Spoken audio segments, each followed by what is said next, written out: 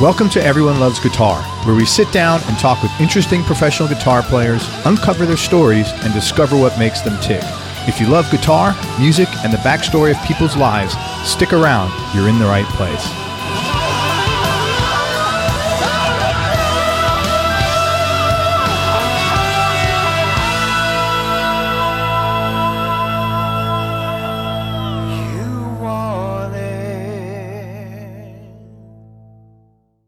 Hey, this is Craig. If you like this show and you want to support it and you want to keep it free, head on over to everyonelovesguitar.com/support. That's everyonelovesguitar.com/support. If you're a business owner and you want to increase your cash flow, or if you're a label or artist and you want to promote new music, then listen up. For information about advertising on Everyone Loves Guitar, including information on geographically targeted ads, go to everyonelovesguitar.com/advertise. That's everyonelovesguitar.com/advertise. If you want to buy or sell a home or investment property and you're here in the Tampa Bay area, in Hillsborough, Pinellas, or Pasco counties, then listen up. West Florida Real Estate is a local residential real estate broker that's helped over 250 Bay Area homeowners buy and sell their properties in the last 4 years alone.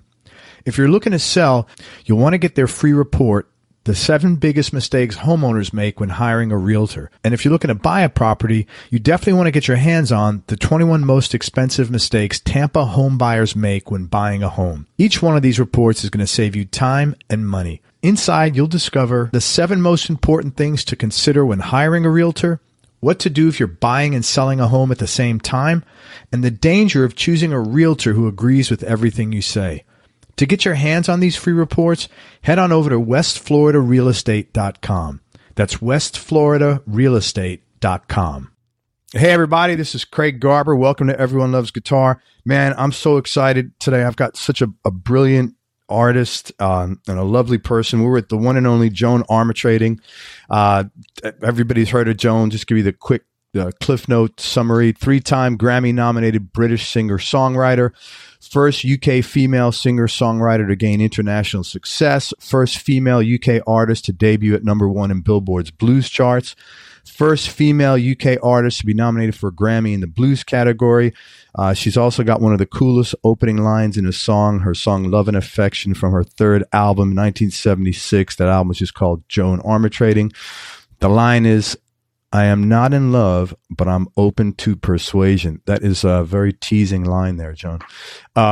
In a recording career spanning 46 years, she's released 19 studio records as well as several live and compilation albums. Joan, thanks so much for your time. I really appreciate you coming on the show. My pleasure, Craig. I think it might be 21 studio albums. But 21 studio albums. Awesome. I think it might be. These 21 albums that's kind of not live albums. So it's just amazing. How do you? I think it's 21. Just on that subject, how do you? I had a question about this, but how do you? Your catalog is so deep. Is it a challenge to, like when you're a guitar player, not play the same riffs, right? Is it a challenge as a writer to not write the same, either the exact same concepts of the song or the same melodies? Is that difficult? Well, the thing about being alive with people is that there's lots of people. There's lots of different people. And although we're all going through an experience that's very similar, for instance, if you had 10 people and they saw an accident and the police came along and they said, "Okay, what did you see?" Those 10 people would tell you something slightly different. Some people would tell you what the person was wearing. Somebody would tell you where they were positioned. Somebody would tell you the height of the person. Somebody would tell you if they were with somebody else or they were on their own. Everybody would tell you something slightly different, even though they're all seeing the same accident. And that's really how songwriting goes. When you're writing about love, everybody experiences love in a very different way. Yeah. And so you're able to say, "I love you, but I hate you really," or "I love you, you're my life. I could," as somebody would say, "I'd die for you." I mean, there's so many ways that people are going to express this thing of love. So although it's the same thing you're writing about, it's always going to have something different to it. That's really cool. But you said something really short in there in the beginning that I say all the time, and I agree with you. My experience, we're not all that different. No, we're not. We're not all that different. No, maybe you got like, I don't know what the number is, 8 categories of people, or big giant categories, but we're pretty similar within those boxes. You have differences and, of course, different thoughts and, like you said, the way you perceive things. But I don't think people are all that different, really. No, they're not all that different, and everybody's looking for a very similar experience in terms of how people react to them and treat them, feel about them. And I always think sometimes you look at people and they're criminals, they're really, really bad people. But if you hear them talk about a parent, then they become this really good person. Yeah. It's quite incredible. And they want that love that everybody else wants from their parents. Or if they don't have that love for their parent, there's going to be a friend that they love. It's very rare, because I watch a lot of those type of programs, and it's very rare to see a criminal who is completely and utterly selfish. Right. Like completely, like has no regard for literally anybody on earth. There's Right. always this one person that they think the world of. Yeah. You look at what was the girl, the monster girl? Aileen Wuornos? Yeah, yes. Yeah. You look at her, and she's there, she's killing all these guys, but she's totally in love with this woman who she'd do anything for. Yeah. And the women, I suppose, would do anything for her. And she doesn't think, well, let me kill her. Right. She just thinks, let me do everything for her. And you get people like that, you get people, if you look at, what's his name, Bundy, same thing. There's always somebody that they have this affinity with. So we're all looking for the same thing. Yeah, no love, acceptance. We're all looking for the same thing. Yeah. And that's why sometimes I find it quite difficult to know why some things just escalate to this other world. Yeah. Because even when they go to this other world, they're still looking for this kind of special relationship thing. It's so strange. Yeah, I have these conversations with my wife sometimes too. It's like, I don't know. I think like when power gets involved, that's when things sort of go south, and there's an agenda, and that's that's kind of corrupts everything. Yeah. Hey, if what I read online is accurate, and if it's not, please tell me. The first song that you ever played in public was "The Sounds of Silence" by Simon and Garfunkel. Is that correct? I think it was that. I'm pretty sure it was that. When I started writing songs when I was about 13, 14. That's amazing. That's amazing. When I was to do this first concert, because I only had the songs that I wrote, I didn't start off by learning other people's. I just started off by writing my songs. And so because, I was told, well, you people might need to know something that you're singing. So I thought, well, I'll learn that and play that. So that was in the repertoire of all my songs. That's a beautiful song. That's like literally one of my favorite songs. Their early, well, the whole catalog is great, but that early stuff was really beautiful. What made you pick that song? What about it? I don't know. I mean, it was a nice song. I could have picked something else. I don't know. I just had to pick something. That great joke of the policeman, and this woman is standing at the side of the road, and a policeman goes up and stands by her, and she says, "Officer, what have I done? I didn't realize I was doing it." And he says, "Madam, I have to stand somewhere." So you had to pick something. You gotta pick something. Madam, I had to stand something. That's such a British thing. Like that's like British humor. If you said that in America, people would be like, "What?" That's funny. What you said something too, that you started writing at 13 and 14. You didn't do covers. Yeah. That's really unusual. What prompted you to go down that path? That's really courageous, to be honest with you. Well, I wasn't thinking courageous. I always say, and I'm absolutely sure this is the case, I was born to write. This is why I'm here. I'm very happy to know why I'm on this earth.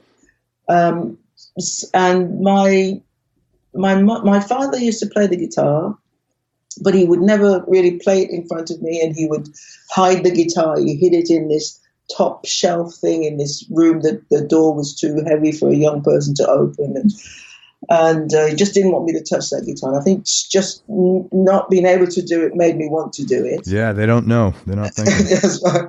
And I saw an old guitar in a pawn shop. You would call it, what do you call it? Secondhand shop. Yeah, pawn shop. They had pawn shop. Yeah. So I saw that in there, and I said to my mum, "Can I have it?" She said she didn't think I could because it cost £3. Oh my God! I don't know what the £3 is in US. $4.50. Yeah, something like silly. Anyway, she didn't have that money, but she said, "I've got 2 old prams, strollers. If they would swap those 2 strollers for the guitar, you could have it." So that's how I got my first guitar. That's cool. And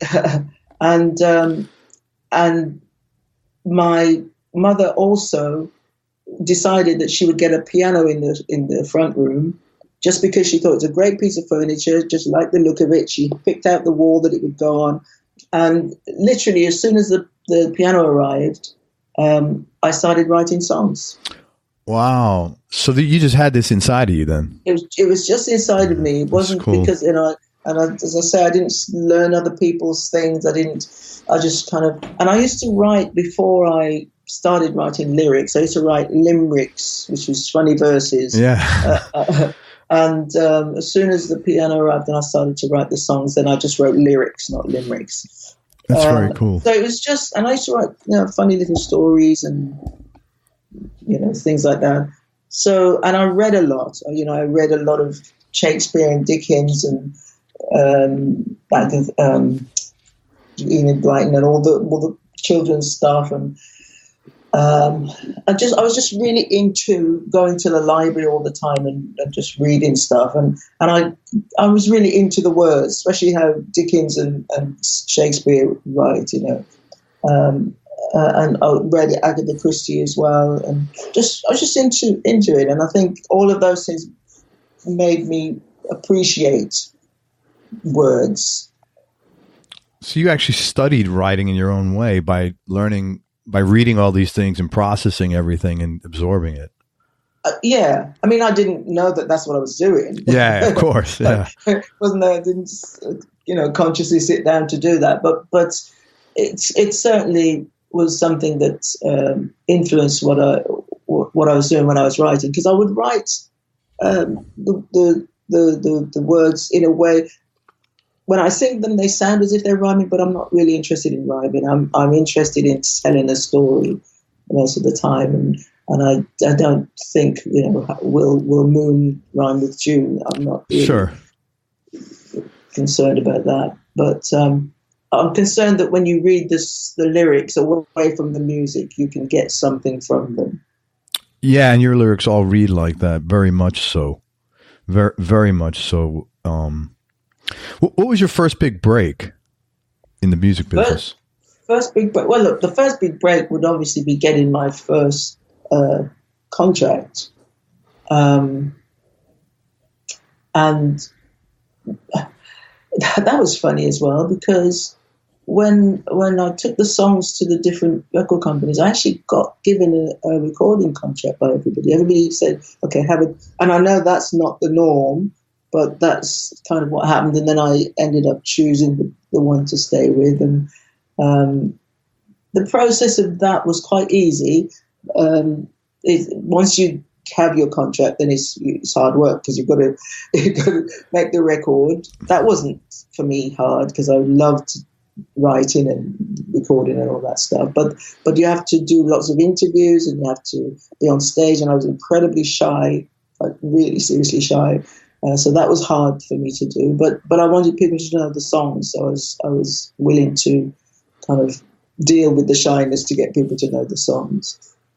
So that was the big break. The big break was getting that first recording contract. Are you still shy, like by nature, or are you more open? By nature, no. By nature, I'm very shy. But because I've been doing this for so long, and I'm especially as more and more as my career developed, I had to be the one to put people at ease rather than the other way around. Yeah. You end up kind of having to get over it so that you can, otherwise you just be standing there a couple of idiots, nobody's saying anything, so you have to. And I remember seeing, I won't mention who it is, but I remember seeing somebody once who is incredibly famous, much more famous than I am, and he was talking to somebody, or they were talking to him, and he was being really seriously shy, and he'd been in the business for a long, long time, very, very famous, playing stadium, all that stuff. And I thought, yeah, you're having a laugh. that's not, yeah. That's an act.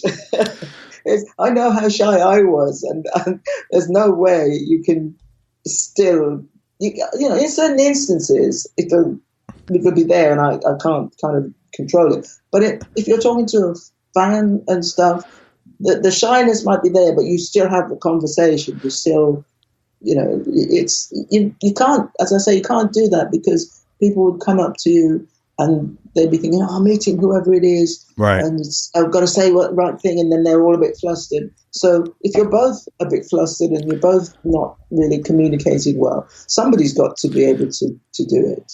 So you realize you're gonna have to be the one to lead. Yeah. Yeah, and so you just learned how to get out of that. That's right. I'll give you credit. That's tough. And I've interviewed so many people that are inherently shy, and the process has been somewhat similar to get out of the comfort zone. Yeah. You've accomplished so much, but I also know, it's weird. All this so much better than what I'm going to say, but it's really weird how I've never been a guy that gets like starstruck because I know we're all the same. Like, somebody may do a certain talent at a high level, but they still worry about, their kids don't listen to them. They got bills to pay, their relationship, we're all the same. So I know the accolades and what society considers successful isn't always necessarily the things that mean the most to you. And I was curious, what are the things that you're, proudest of whenever, musically or otherwise, or that give you sort of the, a sense of warmth or nostalgia about the things you've done, to the extent you're comfortable sharing them? Well, I'm very proud of being able to write songs that people want to connect to and with, and want to express themselves to others via. That's quite an incredible thing to have somebody say, I wrote, I did an interview with this chap in, I think it was Vienna, who said, after we finish this interview, I'm going to propose to my girlfriend with your music. That's a lot of responsibility there. I know, but you're not going to get better than that. That is pretty freaking cool, Joan. Yeah, wow. That's very cool.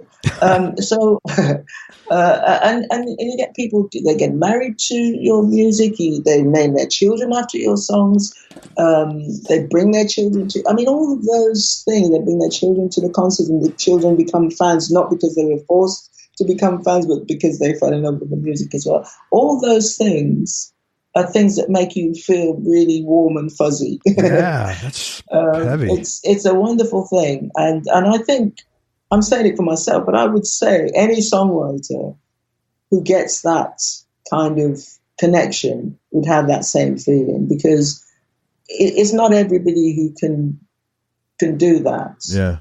And it's great. But I also say that while you're thinking that you're so special, you're actually not so special, because there's a song called the Birdie Song. I don't know, do you know that song? I don't. I'm sorry. It's a very kind of, I might say, flippant novelty record. But there's loads and loads of people who love that record. It was a big hit in the UK. and loads of people. And I remember saying this to a journalist, that you have to respect that, because there's going to be people who that's their song. Yeah. And she said, yes, a friend of hers has that stuck up on her fridge door because that's how she met her husband. Wow. Through the Birdie song. Through the Birdie song. You've got to kind of respect all the things that are there for people to enjoy. That's so the things that mean the most, the thing that means the most to you is your ability to basically put out the positive vibes that other people hang on to and connect with. That absolutely. Yeah. Songwriting is incredibly important to me. But the other thing that I'm really seriously proud about is when I got my degree. I got a history degree, a BA honours degree, and I did that at the Open University. So I did my all my exams and all my papers while I was on tour, and I had to do the exams when I got back to England. As if you didn't have enough to do while you're on tour, I guess, right? Let me get a degree. That is pretty... I'm very proud of that, though. I got that, and then when I went to get my degree, I was with all the other people who That's cool. spent all their time, and so it was great. It wasn't, and I've got lots of honorary degrees. I'm very proud of those, but nothing can beat working really hard, doing all the papers that you're supposed to do, and sitting all the exams that you're supposed to sit, and actually getting the paper that says, yeah, you did all right. Congratulations. That is pretty cool. That is really cool. As a singer-songwriter, many times it's just you and a guitar, and that's a very vulnerable position to be in when you add to the fact that on top of that, you're singing songs about feelings you've had, especially you write a lot of love songs. When did you get to the point where you're able to do that and you're not thinking about the vulnerability, you're just thinking about your message you want to deliver? Or did that come early, naturally? That came naturally and very early, because from very early, I didn't really write stuff about myself. Of course, there were songs that are written about me, but the most of the songs are written from looking at other people, something I've seen, something I've seen personally, something somebody's told me, something I've read, something I've seen on the television, something I've watched people go through, and I write about them. But my style of writing implies that it's all about me. So you're a storyteller more than anything. I'm a storyteller. Yeah. I had read that, and I didn't, to be 100% honest with you, I didn't know if the answer that you gave was like this, like somebody was asking you a stupid question and that was dismissive. But, in hearing you now, I know it's sincere. That's really interesting. Yeah. Really interesting. There's a song, and I'll give, a couple of songs I can tell you how they, I can tell you more than a couple, but one is a song called Everyday Boy, which is about a chap who had AIDS. Wow. And I was invited to have some dinner with some friends and met him there. And he was telling everybody, not just me, telling everybody the story of his boyfriend's mother, who was being really horrible to him because she thought her son would automatically die because they were together. Right. And he was telling that story in such a compassionate, caring, understanding way. I just thought he was great, and I just watched him do certain things, like he went to the mirror and did his hair and stuff like that, and I just wrote about what I saw. And as he was telling the story, I was completely engaged, but I could feel the song forming as he was telling the story. And as soon as I got home, I wrote the words down and wrote the song. And so that's that. He actually did die. And they played, it's a song called Everyday Boy, and they played that at his memorial. And then there's another song that I wrote called The Shouting Stage. And I wrote that because I was in Australia, I was in this restaurant, and this man and this woman were having this big argument. And the restaurant's there, and they're doing all this stuff, and the chap gets up and he charges out of the room, and And then the woman's all she's all crying and very kind of emotional. And I just thought to myself, I wonder what got them to the shouting stage, because man, what made them get to that point? Because they're out, they're in public. So that's how I got that. Down to Zero was written because there were two people that I knew who were both breaking up with their boyfriends at the same time, two girls, and both of the girls did the same thing. They both kind of said, well, I'm so beautiful. How can you possibly leave me? And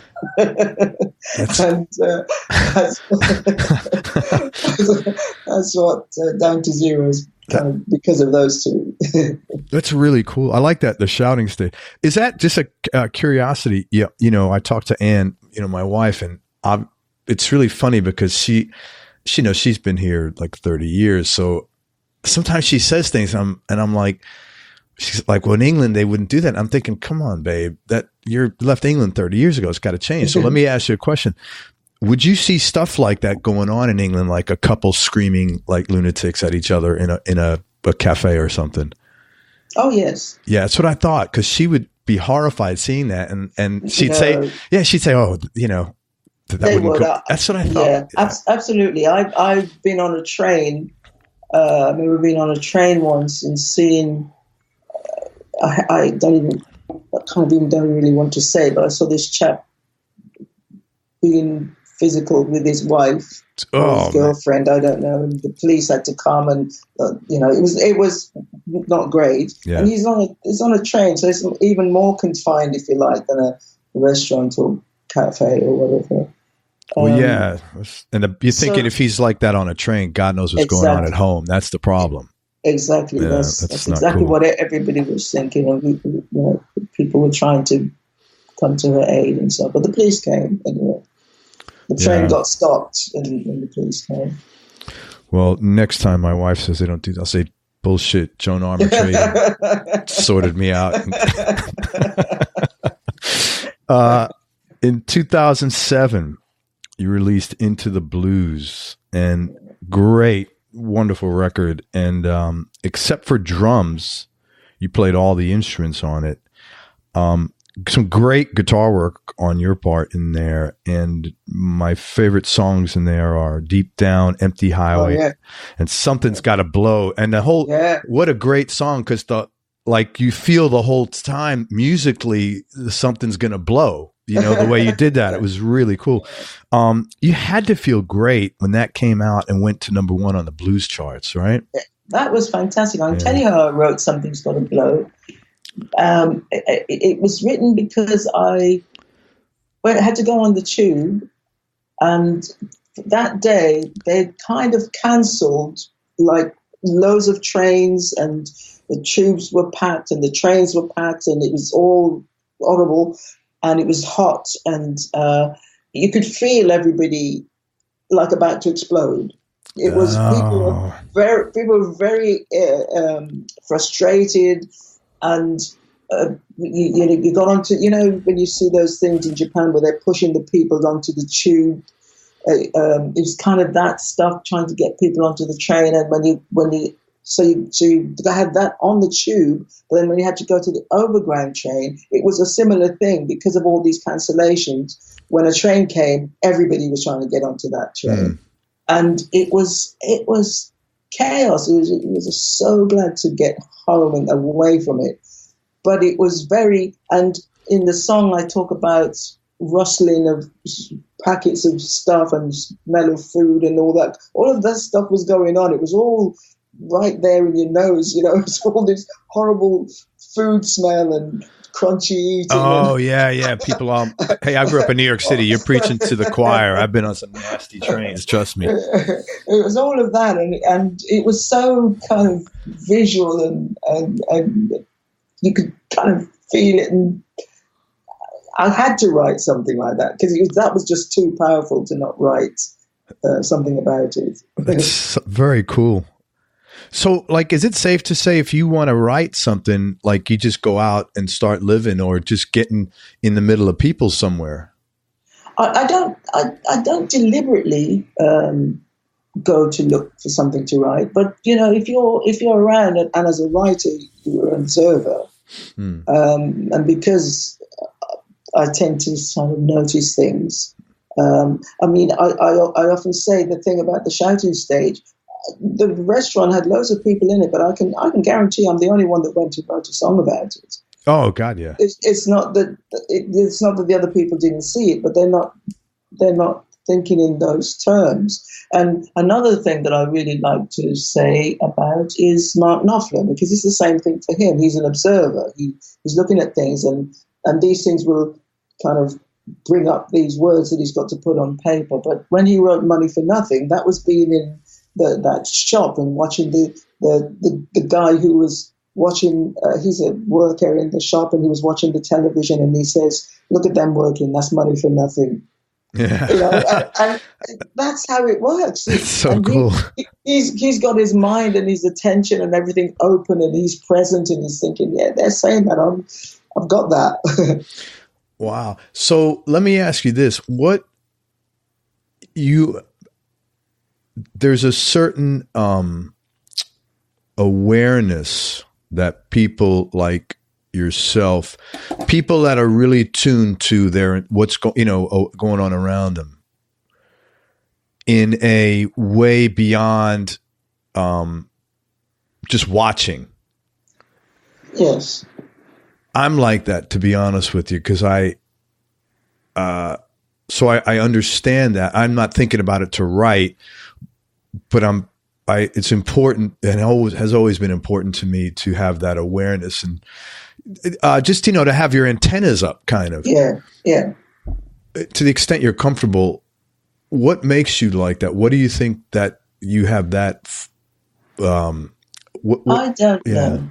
I don't know, because this is how I've always been. I've always been, when I was at school and I was in the playground, of course I played like everybody else, but I would be quite interested to see how everybody else was playing. So even at that young age, I was quite interested in watching how people were with each other. So I think it's just something, I have no idea, really. I have no idea why. Yeah, because that's it. I mean, and then you've taken that and you have a gift, and you've turned, it's almost like you've honored that. Yes, it's your job. If you're given a talent, it's your job to respect it and to use it. Yeah, that's really cool. I just got goosebumps when you said that. That's really cool. Yeah. Yes, but it's true. If you're given a talent, it's your job to make use of it and to do with it what is supposed to be, what it's intended for. And one of the saddest thing, and I've seen it, is to see somebody who has a talent and they do nothing with it. It's very sad to watch. Yeah, there's an I think there's an American football player named Gale Sayers here. They made a movie of his life, which I'm having a brain fart. He died of cancer, really moving. But he had this expression. He said, motivation without opportunity is a shame, but opportunity without motivation is a waste. Yeah. And that's, I think, what you're saying. And I agree with you. Yeah. I totally agree with that. Yeah. Into the Blues, what were some of the challenges of making that record, and what were some of the feelings you had, about the success of it? And also, it sounded like you're playing a Strat on most of that. Is that correct? Yes, I'm playing a Strat. Yeah. Beautiful. When up until I did that album, when I wrote, I would write whatever came into my head. So if I felt like it was a blues song, I would write a blues song. If I felt the next one was a jazz song, it would be a jazz song. If it was a pop song, it would be a pop song. A little country song. So when I wrote, whatever came into my head, I just did. With Into the Blues, I decided that I think after I made the last album, the album before that is, I decided that I wanted to do something in a different way. And I thought, let me see if I can stick to one genre. Yeah, that's tough. Let's see if I can do that, because I'm not used to doing it. And so when I did that, and then I thought I'll do a trilogy of that. So straight away I decided to do the trilogy of blues, rock, jazz. It's funny. You're like so. I appreciate your work ethic, because you're not. You just. You have a whole concept, like with this whole trilogy. Like most people would just, say, okay, I'm going to do a blues record, but you already had it laid out. Yeah, I mean, I appreciate that kind of work ethic. It's really cool. Yeah. Sorry. Go ahead. And I was quite. I had to really kind of rein myself in when I was doing it, because I started off and I did the first one, and then I almost went off into something else. I thought, no, this is what you're doing, and kind of had to just every now and again just remind myself of what I was doing. So that first one, that blues one, was the hardest, if you like. Once I was writing the song, I'm there. It's easy, but it's just that mentally to remember what you're trying to do. So that was quite hard, quite challenging. But I really, really enjoyed doing it, loved doing it, loved playing it.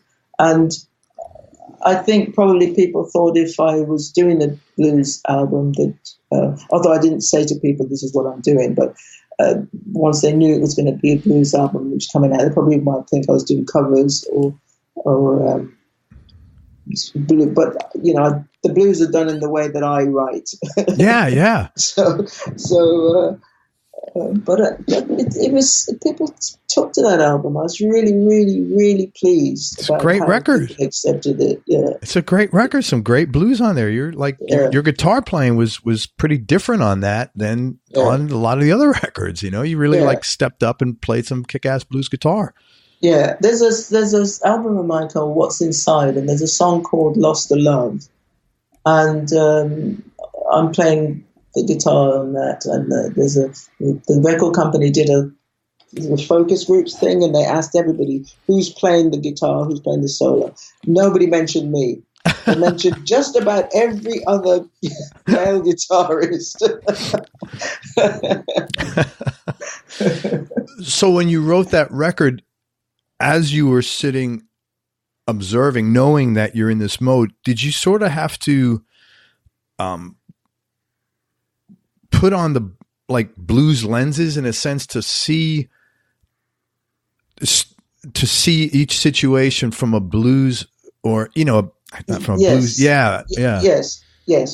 You had to if you're writing a pop song, the way pop lyrics go, they kind of go like pop lyrics. So if you want it to be blues, you don't write a pop lyric, or you don't write a jazz lyric, or you don't write a country lyric. They all have the cliched way of, cliches sound as if it's a negative thing, but it's not. A cliche is something that allows you to know what that thing is. Sure. If you talk about rock and roll, you need those cliches in rock and roll to let you know it's rock and roll. Yes. And if you're a cordon bleu cook, you need to do those cliches of how you put that dish together for you to know that this is what it is. If you don't have that, then you don't know where you are. Yes. So in order to make the blues thing, I had to make sure that I did some of those cliched things, albeit sometimes in my way, but you knew that it was blues. Yeah. Even if you listen to a song like Secular Songs, I think that's on there, it's still got a blues thing to it, slightly out of it, but it's still got that blues thing to it. So you've got to try and rein in how you're how you're writing the words, how you're putting the music together, the melody together, and definitely how you play the guitar. Great record. That's very, very important. Really cool record. Everybody listening, check it out, Into the Blues. What were some of the low points or the dark periods that you've had to deal with in life, and how'd you get through them? Again, whatever you're comfortable. In life, I don't have a load of dark points, really. That's freaking amazing. It's not that I've never been sad or whatever, but I tend to be quite an optimistic person. I tend to see the positive in most things. Even if something hasn't gone quite right, I think, okay, well, there's a reason for that, and this will come out of that. So it's not. I'm not really into regrets and why didn't that work out. Or I don't really get into that. Yeah, well, that's a hard. Once you start doing the why, and you've, at least speaking for myself, you feel like a victim. And if you're a driven person, that is not a place that people that are, driven want to go or even remotely touch. No, you want to just get on with life and enjoying it. You don't want to spend time looking for revenge or looking for why this didn't work or looking to talk people down or whatever. None of those things are worth any kind of energy. Yes. You need all your energy for good stuff. For good stuff, yeah. Yeah, good stuff for yourself and good stuff for those around you. That's what you need your energy for. Yeah, that's cool. Any advice if you had to go back and tell younger Joan something that would have made your life easier? Anything you would have told yourself? Yeah, it'll be all right. That's very British. It'll be all right. Hey, let's talk about gear for a few minutes. What's your go-to guitar right now? Has that changed over the years? And both acoustic and electric. It's changed. When I did the last album, which came out in 2018, it's called Not Too Far Away. Mm-hmm. I decided on that album that it would be just acoustic guitar. And I also decided, and I've been playing Ovations since 75 or whatever it was. Wow, that's a long time. It might even be before 75, actually. I think it was before 75. Anyway, I've been playing it since forever. And on record and on stage and everything. But when I decided that this last record was going to be acoustic, there's one song that's got some electric on it, but I decided that I would play a Martin.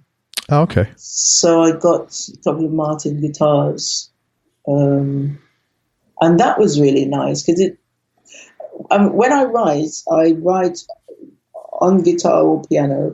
And I use different guitars because different guitars make you do different things. Yeah. They feel different, they sound different, your brain reacts differently to them. So when I write, I'm not just on the same one all the time. But when I did this last album, I was on the same one all the time. It's when you do things differently, you do get different results. And that's why I change up all the time. Just I'm the constant. I'm the one that's always there, so I have to do things to make myself interested. So the Martin's the go-to guitar at the moment. I don't know whether it'll remain that, but it was for all making the last album, and I used it on stage as well. For the last tour, for touring the last record. For touring the last record. Yeah, for touring the last record, I just played Martin as well. But I've got Tom Anderson guitars that I love. Great really, guitars. And on Into the Blues, it's Tom Anderson guitars mainly. The Strat and Tom Anderson guitars.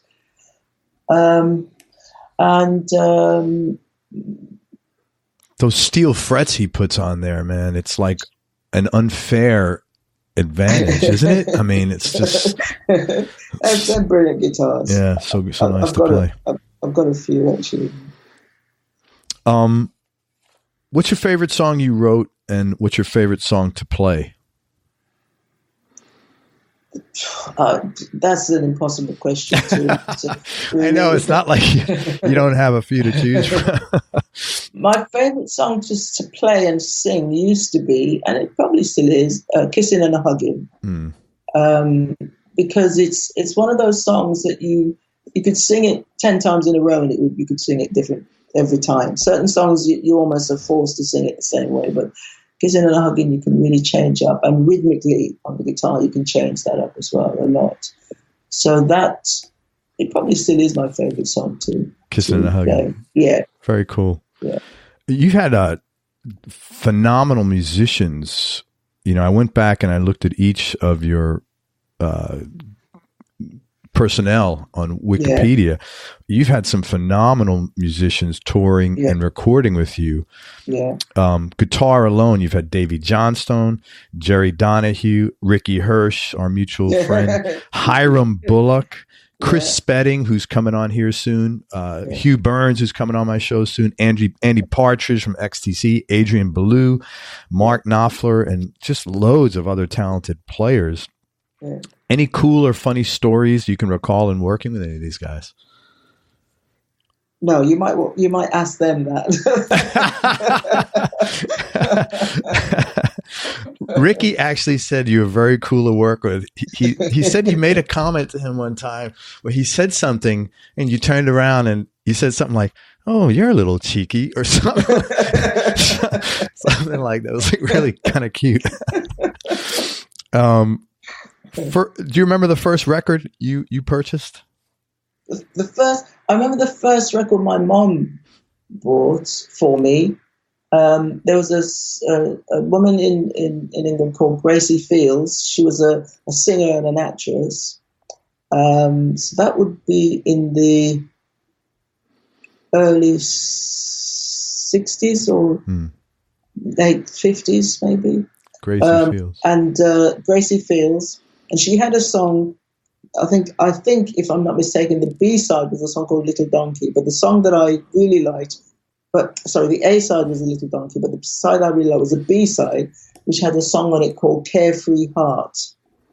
And in this song, she whistles.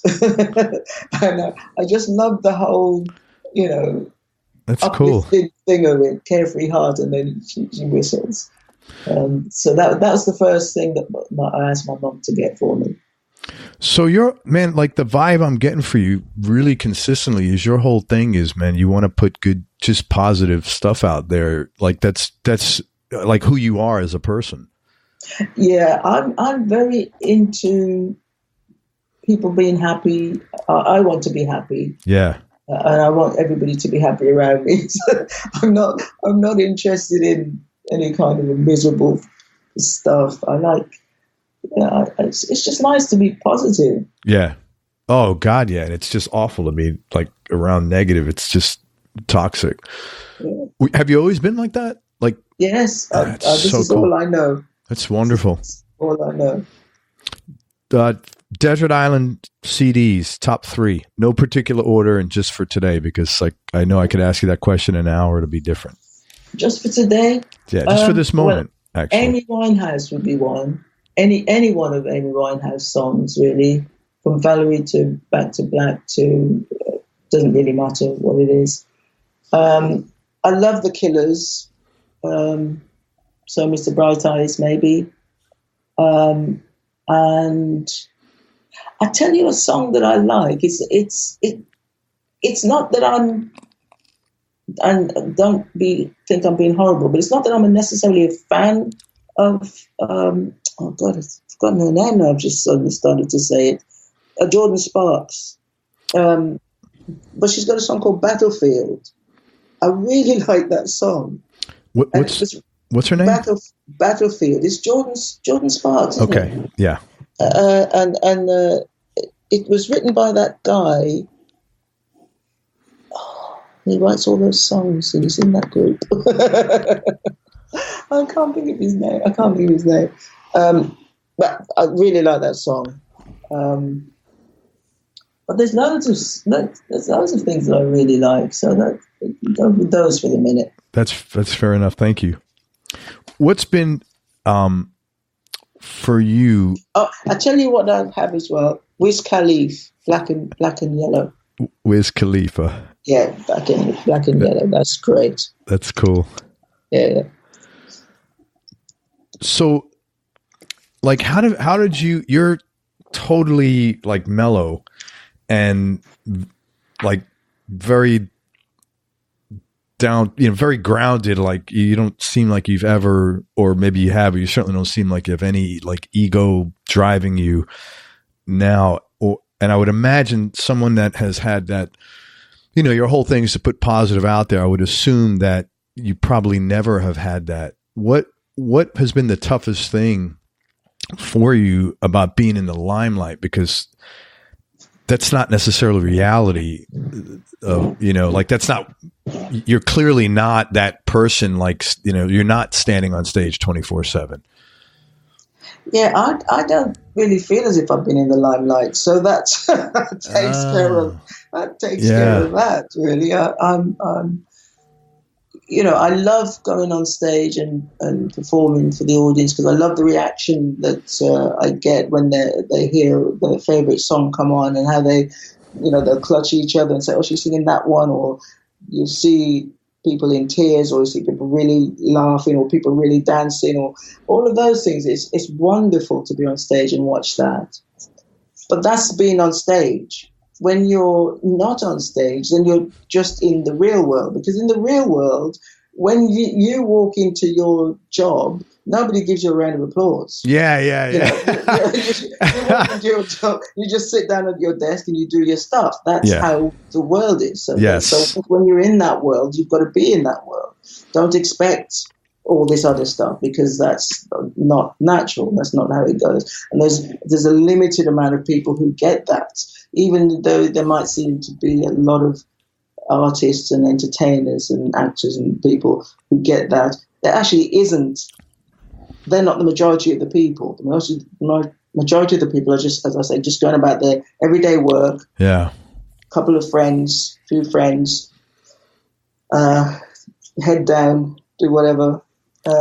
They're not getting adulation for everything that they do all the time. So you can't live your life like that, because that is not life. So you've been really cognizant of that, and just been yourself, it sounds like, pretty much all throughout your whole career. Yes, but I'm not even trying to do. I'm just doing it because I am in the real world. Yeah. So I'm just in the real world. I just know that I do go on stage, I do write songs. People will recognize me in the street, come and say hello, even if I don't know them, they'll know me. All of that is fine. Right. But at the same time, I am, as I say, in the real world. Yeah. And you will see people who live life as if they're on stage all the time, and that's got to be weird for them. I mean, I would think so, because it's tough enough being yourself, to try to like be something else all the time has got to be exhausting, I would think. Yeah. Wow. Tough question. What do you like most about yourself? What do I like most about myself? I love that I can play the guitar so well. I love that I can play the guitar so well, and I love that I can write songs that people really enjoy. I love that. I'm so happy that I'm able to do those two things. Oh, man, it sounds like this has like been your mission, and you've done a hell of a job carrying it forth. Honestly, this is, very congruent, extremely congruent with your, who you are and your soul. Flip side, also a tough question. If there's something you could change about yourself, what would that be? Yeah.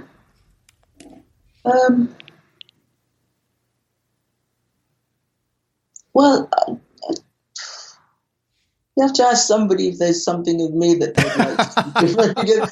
Because, if I change too much about myself, then I won't be me, and I'm me because of all these things that... I totally get it. So I don't know that I want to be anything else other than me. So totally get it. You have any hobbies outside of music or interests? I love walking. That is. I mean, I absolutely love going for walks. Whether it's walking in the countryside or walking on a treadmill, I don't care as long as I'm walking. Sure. I don't do it as much, but I used to love mountain bike riding. So really enjoy that. But I like all the normal things, gardening. I like watching the television, going to the theatre, going to the cinema. I read a lot of comics, whatever comics they are, whether American or British. I've been in the comics myself. That's so cool. Do you know Basil Brush? Yeah. Do you know, we don't have Basil Brush here. And it was real funny. We had this, when I first met my wife, she told me she used to like this little Basil Brush. Oh, right. And so the other day, we're digging stuff out of the house and this giant box. And she says, apparently I bought her like a box of Basil Brush crap. That was like a British sort of TV comic or just show or something. No, it was yes, it was a children's program. Yeah. So it was on a children's program. So I have all this Basil Brush stuff. That's funny. Favorite place you've traveled? You've been all over. I love Italy. My favorite place to play is America. I've said it however many times over the years. Why is that? I just love American audiences. There's a kind of an honesty, if you like, about how American audiences react to the thing that they're seeing. And if they're really into it, then they're wild. You know, they let you know they're up, they're shouting, they're whooping in the wind. And if they don't like it, then they're not doing that thing. Some other places you might not know exactly how the concert or whatever is going on till the end, and then they go mad. Whereas in America, you kind of know at every all the stage way where you stand. Yeah. what's going on there. So and I like traveling in America. I like seeing the different things. America is quite a fascinating country because in America you can see practically all the sites that you will see in Europe, for instance, or Africa.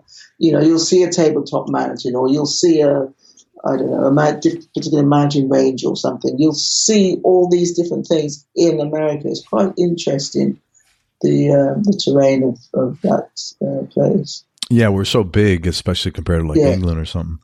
Yeah. I forgot to ask you, in 2001, you got the MBE, the Member of the British Empire, from the Queen.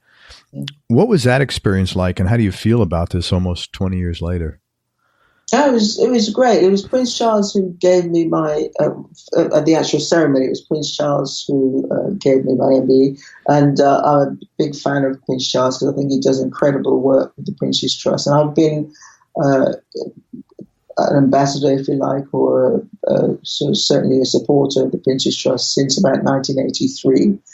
And how he's helped so many young people to get kind of form businesses or just get education or get out of certain toxic situations, and the support that he's given throughout, not just say, okay, here's a bit of money, and now go and see what you can do with it. There's this ongoing support for people. So it's been invaluable what he's done, really.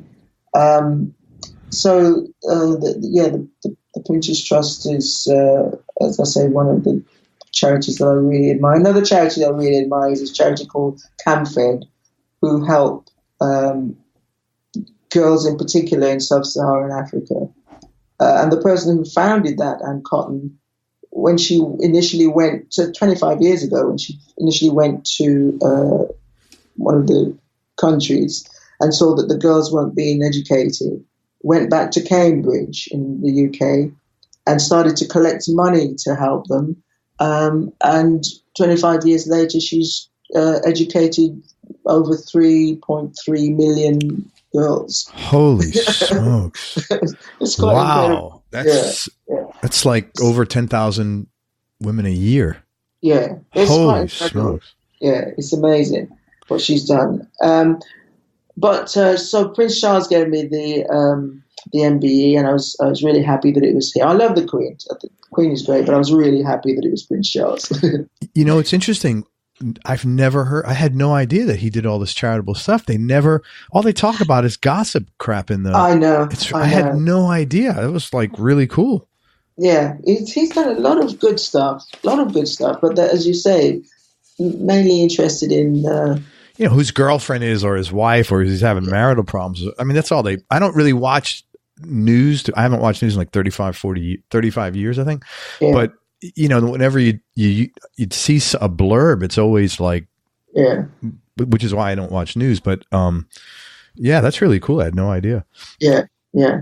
Also, you were asked to write a tribute song for Nelson Mandela, which you did when you wrote The Messenger.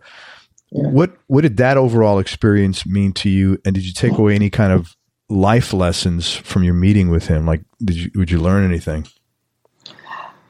Well, you certainly learned that somebody once said to me, you've met Nelson Mandela, do you think he's genuine? And I thought that was the stupidest question I've ever been asked in my whole career. That's like, what? There's no way you can't be genuine to come out of prison. Go to prison for, like, what are you faking that? I mean. And then come out and be this person. You won't be able to keep it up. It's just, so he was totally genuine. And what I found really fascinating was because I was invited, I was in South Africa, I was doing a concert, and I got a call saying, would you like to meet Nelson Mandela? And I thought, great, there's obviously going to be a whole stack of people there when I get there. But when I got there, it was just for the two of us. And but what I noticed was when I got out of the car, the atmosphere of his house just hit you. You could just feel like love. Everybody just absolutely loved him. It was just, you could cut it. It was tangible. It was quite incredible. I've never felt anything like that for anybody else. It was amazing. And I also went to Robben Island and met some of the people who looked after him, in inverted commas, who were desperate to be out looking after him now because they fell in love with him. He was able to change these people in the prison who was supposed to be looking after him, keeping him in line. He was able to change their minds about how they should think. That's quite incredible, because I don't think there's going to be lots of prison guards who are going to be changed by the prisoner. No, that's not an open-minded, given, situation. No. So that was amazing to meet somebody who had that kind of charisma. But I again in Australia. I was in Australia, and I ordered some. Food, and the waitress brought the food, and she brought the food up, and she said, "Who's this for?" And I said, "Nobody special," and she said, "We're all special." And she's absolutely right. So although I meet Mr. Mandela, and I think he's a very important for the world person, I also met Mr. Carthager, who was in prison with him, who was one of the other freedom fighters. And that was amazing, meeting him. So there's another special person. And then you'll meet somebody who, I don't know, looks after, fosters a whole load of children. And you think, that's an incredible person. There's so many people who just do amazing things. Yeah. That in the end, there's no one person who's above everybody else, because there's lots of people who are doing absolutely amazing things. Do you know what I'm saying? I do. It's really cool that you think that way. That's really no, I agree with you. Everybody's got this, like I said, we're all pretty similar. Yeah, everybody's got a special talent, and some people's special talent is just the capacity to love.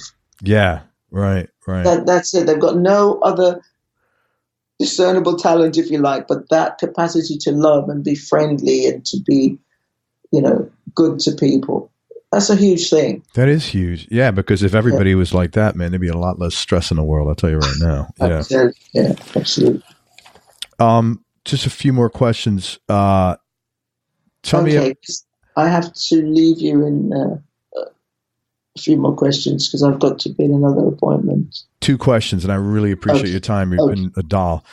Biggest change in your personality over the last 10 years, and how much of that has been deliberate and how much is just a natural part of aging?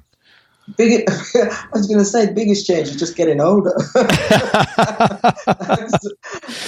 That's it. We're all getting older. There's nobody, as soon as you're born, you're getting older. So that's the truth. The thing. Biggest change? I suppose one of the changes is that I suddenly realized, I think it was after the tour before this one, when I suddenly realized I love touring, but actually I don't think I want to be touring to the extent that I have been touring anymore. And I don't even remember it creeping up on me. I just feel as if it just was like a realization all of a sudden that I love touring, but I don't want to be on the road for 18 months at a time anymore, or a year at a time, or 6 months at a time. Sure. And that's quite interesting. I find it quite interesting to get to that stage, because I still love it, and I want to cut down drastically, which I have done already. Yeah. The tour before this one was 18 months, and the tour before, and then the last tour was 3 months. I think it was 2 months, 3 months. So it's quite interesting to just realize that and to decide, okay, I'm going to do that. That's what I'm going to do. And I love touring, but I wanted to, since I realized it, I wanted to stop at a point of still really, really enjoying it. Not be on the road and think, oh, no, I don't want to be here. I don't want to get to that stage. Totally get that. On your website, it says you love writing, and you said the same thing here a few minutes ago. You love writing songs. You'll never stop writing, but you're not going to tour as much. Do you think you'll, this is Ricky's question, actually, by the way. Do you think you'll ever maybe devote more time to some other hobbies or business interests you have outside of music? No, I don't think so. Because music is all consuming. I mean, I do different things every now and again, but music is it, really. And it's one of those things that I kind of have to do. I think I'd be probably ill if I didn't do it. Yeah. So I have to do it.